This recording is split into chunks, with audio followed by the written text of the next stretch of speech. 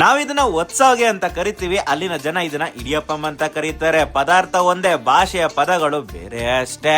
ಇವರು ಇಡಿಯಪ್ಪಂ ಮಾಡೋದ್ರಲ್ಲಿ ತುಂಬಾನೇ ಫೇಮಸ್. ಸುಮಾರು 43 ವರ್ಷಗಳಿಂದ ಈ ಇಡಿಯಪ್ಪಂ ಅಂದ್ರೆ ಒತ್ಸೋಗೆನ ಮಾಡ್ಕೊಂಡು ಬರ್ತಿದ್ದಾರೆ. ಯಾರಿಗೆಲ್ಲ ಈ ಒತ್ಸೋಗೆ ಇಷ್ಟನೋ ಕಾಮೆಂಟ್ ಸೆಕ್ಷನ್ ಅಲ್ಲಿ ತಿಳಿಸಿ. ನನ್ ವಿಡಿಯೋ ಇನ್ನೂ ನೋಡ್ತಾ ಇದ್ದೀರಾ ಹಂಗಂದ್ರೆ ನಿಮ್ಗೊಂದು ನಮಸ್ಕಾರ, ಶೇರ್ ಕೂಡ ಮಾಡಿದ್ರ ಹಾಗಾದ್ರೆ ಡಬಲ್ ನಮಸ್ಕಾರ. ನಾನೇ ಕಣ್ರಿ ನಿಮ್ಮ ಉಂಡಾಡಿ ಗುಂಡ.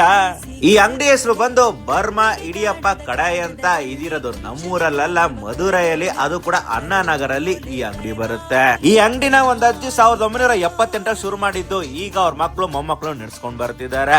ಇಲ್ಲಿ 4 ತರ ವೆರೈಟಿ ಸಿಗುತ್ತೆ. ಒಂದು ಅಕ್ಕಿ, ರಾಗಿ, ಗೋಧಿ ಹಾಗೂ ಮಿಲೆಟ್ಸ್ ಅಲ್ಲಿ ಮಾಡಿರೋ ಒತ್ತು ಶಾವಿಗೆಗಳು.